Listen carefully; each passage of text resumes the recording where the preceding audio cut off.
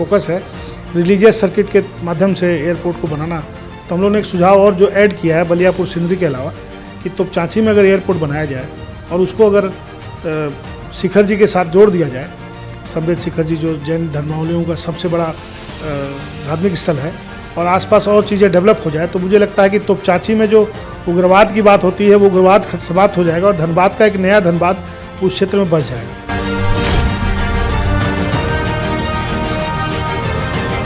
पहल सरकार को ही करनी पड़ेगी और सरकार को ही धनबाद की बातों को समझना पड़ेगा। धनबाद में हजारों एकड़ ज़मीन उद्योगों के लिए खाली पड़ी है।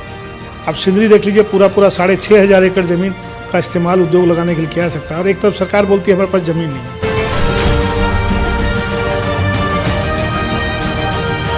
हम लोगों ने बार बार कहा कि जब देखिए 1 करोड़ 2 करोड़ 50 लाख 5 लाख की फैक्ट्री जो है एक साधारण व्यक्ति लगा सकता है, लेकिन बड़ा इन्वेस्टमेंट जब आएगा तो उसके साथ 100-200 इंडस्ट्रीज और ऐड हो जाती है उनके एंसिलरी यूनिट्स के तौर पे, तो बड़े निवेशक कैसे आएंगे।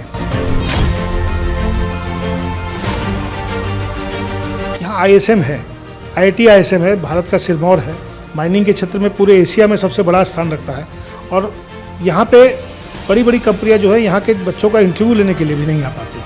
अब थोड़ी सुविधा तो हुई है, लेकिन वो सुविधा नाकाफ़ी है। जब तक धनबाद में एयरपोर्ट नहीं बनता तब तक वो भी पूरा नहीं होगा। 8,000 बच्चे पढ़ते हैं। भाई तो 40 साल में तो एक फ्लाईओवर अतिरिक्त नहीं बन पा रहा है। आप लोग 15 साल से तो आप लोग लड़ रहे हैं, आवाज़ उठा रहे हैं, और फ्लाईओवर, तो ऐसा लगता है कि कुछ राजनीतिक इच्छा शक्ति की कमी तो रही है। वो तो स्वाभाविक से दिखती है, इसमें तो कोई किंतु परंतु नहीं है। आप जो प्रश्न दे रहे हैं, राजनीतिक इच्छा शक्ति की कमी तो है ही, साथ साथ समन्वय की विशेष कमी। नमस्कार, मैं हूं कुंवर अभिषेक सिंह, हाजिर हूं आपके बीच एक खास मुद्दे पर चर्चा करने के लिए। और आज जो हमारे बीच मेहमान हैं वो धनबाद के लिए खास है। धनबाद में जो झारखंड इंडस्ट्री ट्रेड एसोसिएशन है यानी जीटा, उसके वो महासचिव हैं। जीवन रेखा ट्रस्ट, उसके वो सचिव हैं।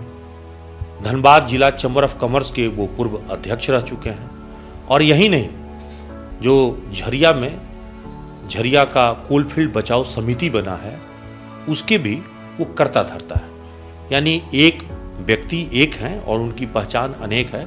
और धनबाद में मैं हूँ धनबाद से भी जुड़े हुए हैं, और तमाम तरह के समाज सेवी संगठन के लिए वो काम करते हैं। हम बात कर रहे हैं धनबाद जिला चैम्बर के पूर्व अध्यक्ष सह जीटा के महासचिव राजीव शर्मा जी की। राजीव शर्मा जी, न्यूज़ एएनपी में आपका सर स्वागत है। धन्यवाद, आपने हमें बुलाया, इसके लिए आपका बहुत बहुत धन्यवाद। सर, सबसे पहले तो यह है कि धनबाद की समस्या को लेकर आए दिन आप पत्राचार भी करते रहते हैं, सरकार के नुमाइंदे से मिलते भी रहते हैं। अपने डीसी को हाल ही में एक पत्र जो है धनबाद में एयरपोर्ट को लेकर आपने ज्ञापन सौंपा है मुख्यमंत्री के नाम, तो उस पत्र में क्या क्या लिखा है, और अब तक ये लड़ाई, चूँकि आप लोग, हमको लगता है कि जब आप जिला के चैम्बर अध्यक्ष थे तब भी ये मुद्दा आया था और अभी भी है।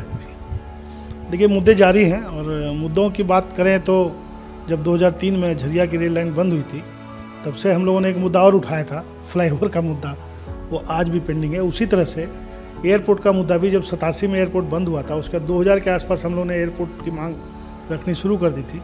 लेकिन देखते हैं, प्रयास जारी है, और मुझे लगता है कि आने वाले समय में एयरपोर्ट धनबाद को मिलेगा, क्योंकि धनबाद के आसपास जो बड़ी आबादी है और धनबाद के आसपास का जो माहौल है, इंडस्ट्रियल इंफ्रास्ट्रक्चर है, यहाँ पे बड़े बड़े संस्थान हैं, IIT हैं, इससे जो पूरी चीज़ें धनबाद के अनुकूल हैं। अब पता नहीं क्या कारण है या किस कारण से ऐसा नहीं हो रहा है, लेकिन मुझे लगता है कि अब जो पहल हो रही है, लगातार धनबाद के प्रत्येक क्षेत्र से लोग इसमें जुड़ रहे हैं। इसके साथ साथ हम लोगों ने एक और चीज़ कही है, सरकार का भी जो फोकस है रिलीजियस सर्किट के माध्यम से एयरपोर्ट को बनाना, तो हम लोगों ने एक सुझाव और जो ऐड किया है बलियापुर सिंदरी के अलावा कि तोपचांची में अगर एयरपोर्ट बनाया जाए और उसको अगर शिखर जी के साथ जोड़ दिया जाए, संवेद शिखर जी जो जैन धर्मावलंबियों का सबसे बड़ा धार्मिक स्थल है, और आसपास और चीज़ें डेवलप हो जाए, तो मुझे लगता है कि तोपचांची में जो उग्रवाद की बात होती है वो उग्रवाद समाप्त हो जाएगा और धनबाद का एक नया धनबाद उस क्षेत्र में बस जाएगा। तो आपने एक बड़ा, मैंने एक अहम जगह बताया है कि पारसनाथ के इंटरनेशनल जगह है जैनियों का, तो पारसनाथ को ध्यान में रखते हुए कम से कम तोपचांची में बन जाए तो काम करेगा, धनबाद के किसी जगह पे बन जाए। जी जी जी, हम लोगों ने यही बात कही है कि धनबाद में जैसे एक स्थल 2018 में चिन्हित हुआ था बलियापुर, अभी हम लोगों ने धनबाद की जनता की तरफ से एक स्थल चिन्हित करके दिया है तोपचांची में, जिसमें कि स्कोप है। और तोपचांची एक चूँकि पिछड़ा इलाका है, उस क्षेत्र में रहने वाले लोगों के लिए भी भविष्य का एक रास्ता खुलेगा, रोजगार के साधन उपलब्ध होंगे और बड़ी संख्या में लोगों का वहाँ से रोजगार से जब जुड़ेंगे तो उनकी आर्थिक स्थिति और उनकी आय में काफ़ी वृद्धि होगी। क्योंकि एयरपोर्ट के लिए ज़मीन ज़्यादा बड़ा चाहिए, खास करके कमर्शियल एयरपोर्ट के लिए, तो क्या आपको लगता है कि इतनी बड़ी ह्यूज वहाँ ज़मीन मिल पाएगा, लोग देंगे आसानी से? देखिए एक बात जान लीजिए, जहाँ चाह वहाँ राह। सरकार अगर ठान लेगी, चाहे केंद्र सरकार हो या राज्य सरकार हो, दो में से दोनों सरकार चाह ले या दोनों में से कोई एक सरकार भी चाह ले तो एयरपोर्ट बन के रहेगा, मैं जानता हूँ। तो बलियापुर में तो 400-500 एकड़ तो वहाँ पड़ा हुआ है, तब भी नहीं बन पा रहे। वहाँ भी कुछ तकनीकी कारण है, मुझे लगता है कि सरकार के पास कुछ और प्लान होगा। और 2018 में प्रयास तो हुआ था, लेकिन उसमें जो हुआ कि इसको पीपीपी मोड में बनाया जाएगा। अब धनबाद के साथ दुर्भाग्य हो रहा है कि मटकुरिया फ्लाईओवर के लिए संवेदक नहीं मिल रहे हैं, तो पीपीपी मोड में बाहर से कौन उद्योगपति और इंडस्ट्रियलिस्ट आएगा, निवेशक आएगा जो यहाँ पे एयरपोर्ट के लिए इन्वेस्टमेंट करेगा। तो पहल सरकार को ही करनी पड़ेगी और सरकार को ही धनबाद की महत्व को समझना पड़ेगा। धनबाद में हज़ारों एकड़ ज़मीन उद्योगों के लिए खाली पड़ी है। आप सिंदरी देख लीजिए, पूरा 6,500 एकड़ ज़मीन का इस्तेमाल उद्योग लगाने के लिए किया जा सकता है और एक तरफ सरकार बोलती है हमारे पास ज़मीन नहीं है, तो ज़मीन तो धनबाद में पड़ी है। इसके अलावा पूरा सिंदरी विधानसभा को आप देख लीजिए, जिस पूरे विधानसभा अगर आप आकलन करें तो NH से लेकर के बलियापुर सिंधी रोड और बलियापुर पंचायत रोड और सारे सिंदरी शहर को देख लीजिएगा, तो इतना बड़ा इंडस्ट्रियल कॉरिडोर तो कहीं बन ही नहीं सकता है। ये एक महानगर के बराबर इंडस्ट्रियल कॉरिडोर बनने की क्षमता रखता है। हमारे पास निरसा से लेके अगर आप देखें तो आपने सिंदरी कहा, निरसा कहा, गोविंदपुर कहा, इस क्षेत्र में खास करके जो GT रूट से सटे इलाका है, वहाँ तो उद्योग का विकास तो ऐसे भी बेहतर जगह। इसीलिए हम लोगों ने बार बार कहा कि जब देखिए 1 करोड़ 2 करोड़ 50 लाख 5 लाख की फैक्ट्री जो है एक साधारण व्यक्ति लगा सकता है, लेकिन बड़ा इन्वेस्टमेंट जब आएगा तो उसके साथ 100-200 इंडस्ट्रीज और ऐड हो जाती है उनके एंसिलरी यूनिट्स के तौर पे। तो बड़े निवेशक कैसे आएंगे? जब बड़े निवेशकों को आने के लिए उपयुक्त साधन मिलेंगे तब वो आएंगे और यहाँ उद्योग लगाने की शुरुआत करेंगे। दूसरी बात, यहाँ ISM है, IIT ISM है, भारत का सिरमौर है, माइनिंग के क्षेत्र में पूरे एशिया में सबसे बड़ा स्थान रखता है और यहाँ पे बड़ी बड़ी कंपनियाँ जो है यहाँ के बच्चों का इंटरव्यू लेने के लिए भी नहीं आ पाती है। अब थोड़ी सुविधा तो हुई है, लेकिन वो सुविधा नाकाफ़ी है। जब तक धनबाद में एयरपोर्ट नहीं बनता तब तक वो भी पूरा नहीं होगा। 8,000 बच्चे पढ़ते हैं भाई, तो 40 साल में तो एक फ्लाईओवर अतिरिक्त नहीं बन पा रहा है। आप लोग 15 साल से तो आप लोग लड़ रहे हैं, आवाज़ उठा रहे हैं, और फ्लाईओवर तो ऐसा लगता है कि कुछ राजनीतिक इच्छा शक्ति की कमी तो रही है। वो तो स्वाभाविक से दिखती है, इसमें तो कोई किंतु परंतु नहीं है। आप जो प्रश्न ले रहे हैं, राजनीतिक इच्छा शक्ति की कमी तो है ही, साथ साथ समन्वय की विशेष कमी है। अगर एक दूसरे के साथ समन्वय स्थापित हो विकास के मुद्दे पे, हम आपको एक उदाहरण से बताते हैं। तमिलनाडु जो है आज हाईली इंडस्ट्रियलाइज स्टेट के तौर पे जाना जाता है और वहाँ आप याद कीजिए कि प्रत्येक 5 सालों में वो सरकार बदलती रही। कभी करुणानिधि जी की सरकार थी, कभी जयललिता जी की सरकार थी और उनका आपस का विरोध जगजाहिर है।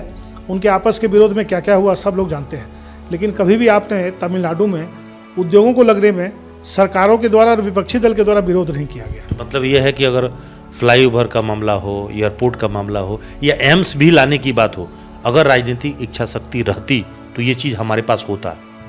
देखिए इसमें समन्वय, मैंने बार बार कहा ना, समन्वय की जरूरत है। स्थानीय स्तर पे विधायक, सांसद, जो जनप्रतिनिधि तौर पे मेयर हैं जिनके पास बहुत बड़ा फंड होता है, अगर ये सब मिल के काम करें और एक धनबाद के लोगों की भावनाओं को देख करके काम करें। देखिए हम धनबाद के वासी हैं, हम लोग वर्षों से यहीं रहते हैं, हमारा सब कुछ यहीं है, हम बाहर वाले नहीं हैं, हम यहीं वाले। पिछली बार तो डबल इंजन की सरकार थी, बड़ा मौका था, सबको ही अपने मतलब विधायक, सांसद, मेयर सब एक ही पार्टी के थे, तो आसानी से हो सकता था कुछ चीज़ें। देखिए एजेंडा तो सबका अलग अलग होता है ना, और समन्वय तो अभाव था ही, आपके सामने है, आप लोग बेहतर जानते हैं। आप लोगों ने कई बार इस बात को रखा है कि अगर ये समन्वय होता तो ये प्रॉब्लम नहीं होती। अब आप गौर कीजिए, पिछले दिनों माननीय सांसद महोदय ने 28 वर्षों के बाद पुराने बिहार की सड़क का शिलान्यास किया। इस बीच में 2 मेयर बन चुके हैं। अब 2 मेयर बनने के बाद भी अगर 28 साल लग गए उस सड़क को बनने में, तो ये एक दुर्भाग्यपूर्ण स्थिति है जो धनबाद का सबसे महत्वपूर्ण मार्केट क्षेत्र है। तो ट्रेड लाइसेंस के लिए भी आप लोग को चिरौरी करना पड़ रहा है। आपका चैम्बर जो है जाके नगर आयुक्त से सामने कहता है, वो आश्वासन मिलता है, होता कुछ नहीं है। तो ऐसे करने से कैसे चलेगा? आपका पहले वाला जो धार था जो चैम्बर का, वो बहुत कुंद पड़ गया है। देखिए तकनीकी चीज़ है ये है क्या कि जैसे आप गौर करते हैं, ज़मीन की जब हम लोग मोटेशन कराने जाते हैं तो जीरो खाता में डाल के छोड़ दिया जाता है। ठीक वही हालत हो गई है ट्रेड लाइसेंस के। इसमें आवश्यक है कि नगर विकास विभाग के साथ बातचीत की जाए। नगर विकास ये इनके CEO साहब के हाथ के मामला नहीं है, म्यूनिसिपल कमिश्नर साहब के हाथ का मामला नहीं है। इसके लिए जब भी प्रयास करना होगा ये आपको रांची जाके ही प्रयास करना होगा। ये कहीं कुछ कमी रही है हम लोग की, जो लोग यहाँ से टीम रांची नहीं गई है और रांची जा कर के समझा नहीं पाई। आप याद कीजिए जमाडा की जब हम लोग लड़ाई लड़ रहे थे तो हम लोगों ने लगातार रांची का दौरा किया। उस समय के तत्कालीन मंत्री माननीय सीपी सिंह जी के साथ, तत्कालीन सचिव जो थे डॉक्टर अजय कुमार सिंह, इनके साथ लगातार बैठे, इनको कन्विंस करने का प्रयास किया और अंत में जाके जमाडा टैक्स जो है बाजार फी हटा। तो कहने का मतलब है कि लगातार प्रयास करने की जरूरत है और मतलब लड़ना पड़ेगा। लड़ने की नहीं, समन्वय की जरूरत है। बात सिर्फ यहीं पे है। लड़ने वाले मुद्दे तो धनबाद में बहुत है। नहीं, लेकिन अब तो ये हो रहा है कि लोगों को लगता है कि हम अगर मक्खन मलाई लगाएंगे, बटरिंग करेंगे तो उससे भी काम आसान हो जाएगा। पहले वाला जो चेम्बर का धार था वो कमज़ोर हो गया। ऐसा क्यों हो रहा है? देखिए, ये तो काम करने की अपनी अपनी शैली होती है। आप कितना कैसा काम करना चाहते हैं और उस पर आप किसी को ये नहीं कह सकते कि उसकी शैली अच्छी थी, इसकी बुरी है। सब अपनी अपनी शैली के हिसाब से काम करते हैं। जज करना है धनबाद के व्यवसायियों को, धनबाद की जनता को क्या करना चाहिए, भविष्य कैसा उनको चाहिए, किस तरह के लोग उनको लाने चाहिए, ये उनको लाने के पहले सोचना है। एक और काम जो आप कर रहे हैं लेकिन उसमें सक्सेस बहुत नहीं मिल पाया है, वो है पोल्यूशन से मुक्ति झरिया को। और ख़ास करके वहाँ झरिया बचाओ आंदोलन जो चल रहा है, वो अभी तक आंदोलन की क्या स्थिति है और लोग वहाँ पे राहत को लेकर लगातार आंदोलन भी कर रहे हैं, लेकिन सरकार की ओर से जो फौरी राहत मिलना चाहिए था वो नहीं मिल पा रहा है। देखिए, प्रदूषण की जहाँ तक बात है ना, तो 17 से 20 तक मैं सदस्य पर्यावरण प्रदूषण नियंत्रण परिषद का था झारखंड के। तो 2020 तक मैं उसका सदस्य था। तो उस समय हम लोगों ने क्या किया, जब हम लोग प्रदूषण परिषद की बैठक में जब जाने लगे तो देखा कि BCCL के जितने एरिया हैं उसके पास किसी के पास भी पोल्यूशन कंट्रोल बोर्ड का इन्वायरमेंट क्लियरेंस के अलावा न तो उनके पास CTE है न CTO है। उनके पास कोई भी आधार नहीं है कि वो झारखंड में माइनिंग चला रहे हैं। केवल वो केंद्र से, सेंट्रल पोल्यूशन कंट्रोल बोर्ड से इन्वायरमेंट क्लियरेंस लेकर के अपना माइनिंग चला रहे थे। हम लोगों ने 3 साल में ये प्रयास किया कि BCCL के तमाम एरिया को पोल्यूशन कंट्रोल बोर्ड के दायरे में लाया, CTE और CTO दिलवाया। और आज स्थिति ये है कि कोई भी व्यक्ति उनकी जो कंसेंट टू इस्टेब्लिशमेंट और कंसेंट टू ऑपरेट के लिए जो मान्य निर्धारित हुए हैं, उनको अगर वो फुलफिल नहीं करते हैं तो कार्रवाई करने के लिए बोर्ड को लिख सकता है। और हम लोग लगातार इस बारे में प्रयास करें। इसका बहुत बड़ा उदाहरण है कि आप याद कीजिए कि BCCL के कई एरिया पे पहली बार पोल्यूशन कंट्रोल बोर्ड में पेनल्टी की, उनके प्रदूषण के मानकों को पूरा नहीं करने के लिए। कहीं 1.5 करोड़ रुपया हुआ, कहीं 1 करोड़ हुआ, इस तरह पेनल्टी लगी। तो BCCL भी अपने कार्यशैली को बदलने पर विवश हुआ। अभी चूँकि बोर्ड कंस्टिट्यूट नहीं है, बोर्ड वहाँ है नहीं, इसलिए उस पर बहुत ज़्यादा कार्रवाई हो नहीं पा रही होगी। तो दबाव के कारण कुछ एरिया में पानी का छिड़काव होना शुरू हुआ, सड़कें बनने शुरू हुई, कुछ काम तो हुए, लेकिन अभी भी जो होना चाहिए था मानक का पूरा, खास करके डिफॉरेस्टेशन वाला जो इलाका, पेड़ काटे जा रहे हैं, नए पेड़ नहीं लगा रहे हैं, ऊबी का पहाड़ खड़ा हो रहा है, पोल्यूशन का दर बढ़ते जा रहा है, तो इस पर तो लगाम नहीं लग पाया। देखिए, इस पर तो बहुत सारे कानून हैं और हम लोग के यहाँ धनबाद में एक बड़ी समस्या क्या है कि हम लोग कानूनी लड़ाई नहीं लड़ना चाहते हैं। एक दिन सड़क पे उतरते हैं, आंदोलन करते हैं और उस लड़ाई को फिर वहीं छोड़ देते हैं। आवश्यकता है इस पर तकनीकी तौर पे लड़ने की। जैसे अभी गोपाली चक में है, गोपाली चक में BCCL ने 1705 पेड़ काटने का ऑर्डर लिया है फॉरेस्ट डिपार्टमेंट से। हम पिछले दिनों फॉरेस्ट अफसर, डिस्ट्रिक्ट फॉरेस्ट अफसर बैठे थे, तो मैंने कहा उनसे कि साहब एक वीडियो है मेरे पास, वो देखिए और उसमें देखिए। बोले नहीं, हज़ारों पेड़ हैं यहाँ पे। जब वीडियो मैंने उनको दिखाया तो इसका मतलब है कि जो BCCL वहाँ पे इन्फॉर्मेशन दी कि 1705 पेड़ हैं, वो गलत इन्फॉर्मेशन दी। कितना है एक्चुअल में पेड़? वहाँ हज़ारों पेड़ होंगे, कई गुना होंगे, 3-4 हज़ार हो सकते हैं, और भी ज़्यादा हो सकते हैं, 8 गुना भी हो सकते हैं। लेकिन तो इसका मतलब है कि वो गलत जानकारी दे के पूरे पेड़ के कटने की तैयारी है। वो तैयारी हो रही है, ओपन कास्ट बनाना है और उसके चलते वो प्रयास कर रहा है। लेकिन कहने का मतलब है कि जब आप फॉरेस्ट डिपार्टमेंट, जो कि आप खुद एक सरकारी कंपनी है और एक सरकारी विभाग को आप अगर गलत इन्फॉर्मेशन दे रहे हैं। अभी कल हम लोगों ने माननीय उपायुक्त महोदय से भी ये बात कही। उपायुक्त महोदय ने भी कहा है कि मैं इसकी जाँच कराऊंगा। और देखिए, सबसे बड़ी बात क्या है कि जिस क्षेत्र में पेड़ लगे हुए हैं हज़ारों की संख्या में, 1.5 बाई 1.5 किलोमीटर का वो एरिया है, काफ़ी हज़ारों की संख्या में पेड़ हैं, और उस एरिया में आप जाएंगे तो पेड़ है ही नहीं, सिर्फ वही एक एरिया जहाँ पेड़ लगे हुए हैं।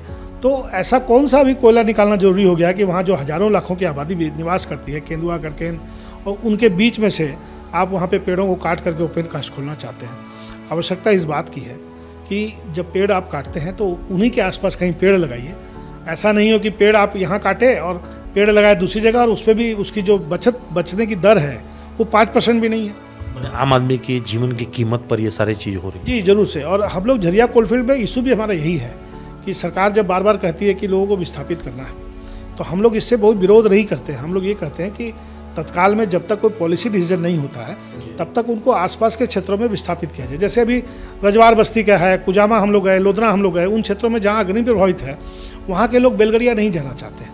वो बेलगड़िया के बारे में बोलते हैं कि वहाँ पे हमारे लिए न तो आने जाने का साधन है, न वहाँ कोई सुविधा है, रात के समय कोई बीमार भी पड़ जाए तो कोई टैक्सी और एम्बुलेंस भी वहाँ जाने को तैयार नहीं होता है। पहले धनबाद में लोग आते थे रोजगार पाने के लिए, बाहर से बहुत सारे लोग यहाँ बसे भी कोयला उद्योग में। अब यहाँ के लोग पलायन करने को मजबूर हैं, तो ये संकट क्यों आ रही है कि यहाँ के लोगों के लिए अब बेरोजगारी संकट होती जा रही है? देखिए, ये संकट सिर्फ अभी से नहीं है, कुछ पिछले कई वर्षों से है। यहाँ पे 12 के बाद पढ़ाई का उपयुक्त साधन नहीं है, अच्छे कॉलेजेस नहीं है, कोई MBA की और इसकी BBA की और बाकी प्रोफेशनल कोर्सेज की पढ़ाई नहीं होती है। कुछ इंजीनियरिंग कॉलेज सिर्फ BIT सिंदरी और IIT ISM, जहाँ मुश्किल से हमको लगता है कि धनबाद के 50 बच्चे पढ़ते होंगे तो बहुत बड़ी बात होगी, तो उससे धनबाद के बच्चों को कोई लाभ नहीं होता है। IIT से उससे आते हैं। तो मेरा कहना है मतलब कि अगर धनबाद में उच्च स्तरीय शिक्षा होती, अच्छे उद्योग आने की संभावना होती, तो यहाँ किसी को पलायन नहीं करना होता। साथ ही साथ वैसे बच्चे जो आसपास के ग्रामीण क्षेत्रों में रहते हैं उनके लिए भी पढ़ने का एक स्थान खड़ा होता। वो पढ़ने में जो तेज होते वो स्कॉलरशिप लेकर के आगे आते और कहीं इंजीनियर बनते, कहीं डॉक्टर बनते और आगे बढ़ते, अपनी ज़िंदगी को आगे बढ़ाते। तो ऐसा धनबाद में इसलिए नहीं हो पाया है कि हम लोग के बीच में एक भाव बन के रह गया है कि धनबाद को सिर्फ दोहन किया जाए, धनबाद में देना नहीं है। ये नहीं देने वाली प्रवृत्ति को ही बदलना होगा। आपको धनबाद से जो प्यार है वो दर्शाना भी पड़ेगा और धनबाद में उसके लिए काम भी करना पड़ेगा, लड़ना भी पड़ेगा, संघर्ष भी करना पड़ेगा और बात भी करनी पड़ेगी। धनबाद में औद्योगिक MSME की क्या स्थिति है अभी? देखिए, अभी कल परसों जो बैठक में गया था वहाँ पता चला कि 900 के आसपास यहाँ पे फैक्ट्री इंडस्ट्रीज़, फैक्ट्री लाइसेंस के लोग हैं। तो 900 के आसपास तो फैक्ट्री चल नहीं रही है, काफ़ी संख्या में फैक्ट्रियाँ बंद भी है। और ये जो इस अभी हाल के समय में बहुत सारे हार्डकोर के इंडस्ट्री भी बंद हो चुके हैं। तो उस स्थिति में एक बड़ी संख्या तो घटी है, लेकिन संभावना है। धनबाद एक ऐसा इकलौता क्षेत्र है जहाँ हम लोग रेल नेटवर्क से बेहतर तरीके से जुड़े हुए हैं, जहाँ सड़क से हम लोग बेहतर जुड़े हुए हैं, जहाँ हमारे पास उद्योग के लायक ज़मीन है। एक बड़ी बात है कि यहाँ खेती नहीं होती है, तो लोग खेती की जो ज़मीन है उसको भी उद्योग में आप ले सकते हैं, लगा सकते हैं। तो आधार है हमारे पास, मजबूत आधार है, लेकिन कुछ कारण है जिसके चलते वो माहौल नहीं बन पा रहा। और माहौल नहीं बनने से आप जानते हैं कि जो स्थानीय उद्योगपति जब आगे नहीं आ रहा हो तो बाहर से कौन आएगा।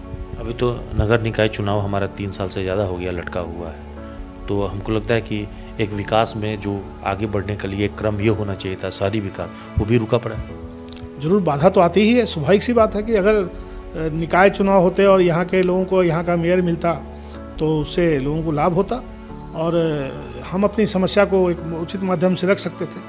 इसमें तो कोई किंतु परंतु नहीं। हमारे पास स्थानीय स्तर पे पार्षद होते, डिप्टी मेयर होते, मेयर होते, सबके पास आपके पास पहुंचने का साधन होता, एक रास्ता निकालने की बात होती।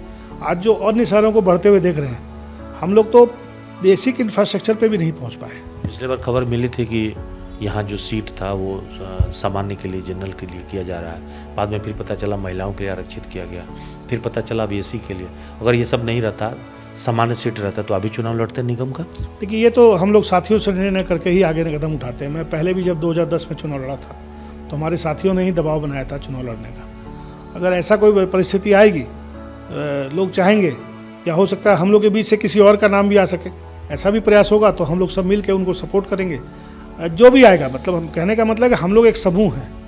हम लोग एक व्यक्ति चुनाव नहीं लड़ेगा, जब भी लड़ेगा एक समूह लड़ेगा और धनबाद के बेहतरी का प्रयास करेगा। धनबाद में जो हमारी बेसिक इंफ्रास्ट्रक्चर की नीड है और साथ साथ जो और राज्य के जो बड़े शहर डेवलप कर रहे हैं उनके बराबर दौड़ने के लिए धनबाद में sewerage plant, drainage systems, Dhanbad की यातायात व्यवस्था में बसों का संचालन, ये सारी चीज़ें, बहुत सारी ऐसी चीज़ें हैं। धनबाद में फ्लाईओवर्स का, कई फ्लाईओवर्स बनने की आवश्यकता, अंडर पासेस की यहाँ पे आवश्यकता है, ओवर पासेस की आवश्यकता है। बहुत सारे काम धनबाद में करने को हैं जो किए जाने से मुझे लगता है कि हम लोग की जो स्थिति है वो अच्छी हो जाएगी। साथ साथ एक और चीज़ भी है, धनबाद में हम लोग यातायात के मामले में जब हम लोग सड़क पे चलते हैं तो डिसिप्लिन नहीं है, तो इसके चलते भी बहुत सारी समस्याएं होती हैं। आप कभी भी देख लीजिए, जहाँ कट रही हैं लोग रॉन्ग साइड से रन करते हैं। इसका कारण क्या है? इसका कारण ये है कि पुलिस प्रशासन का भी ध्यान उस पर कम है। प्रशासन को भी चाहिए, ट्रैफिक पुलिस को भी चाहिए कि इस विषय को ध्यान दे ताकि दुर्घटनाएं रोकी जा सके। तो देखिए, बहुत सारे मुद्दे हैं जो धनबाद में इस वक्त में उसकी समाधान की ज़रूरत है। और अभी आप राजीव शर्मा जी को सुन रहे थे जो बता रहे थे कि धनबाद में जो समाधान के लिए सबसे ज़रूरी होना चाहिए वो है समन्वय का अब तक अभाव दिख रहा है। यानी जो अधिकारी हैं, राजनेता हैं, उन सभी लोगों के बीच में एक समन्वय होना चाहिए और हर काम को हमको एक प्राथमिकता के आधार पर उसको करते रहना चाहिए, क्योंकि एक लंबा टेन्योर जब गुजरता है तो लोगों को कहीं ना कहीं दुख होता है, अफसोस होता है कि आखिर ये समय हमारा यूं ही क्यों गुजर रहा है। और धनबाद में राजनीतिक इच्छा शक्ति का अभाव के कारण ही अब तक कई ऐसे महत्वाकांक्षी योजना परियोजना हैं जो लंबित हैं या पूरा ही नहीं हो पाए हैं, यानी जनता के सपने अधूरे हैं। सहयोगी निकुंज के साथ अभिषेक कुमार, न्यूज़ एएनबी, धनबाद।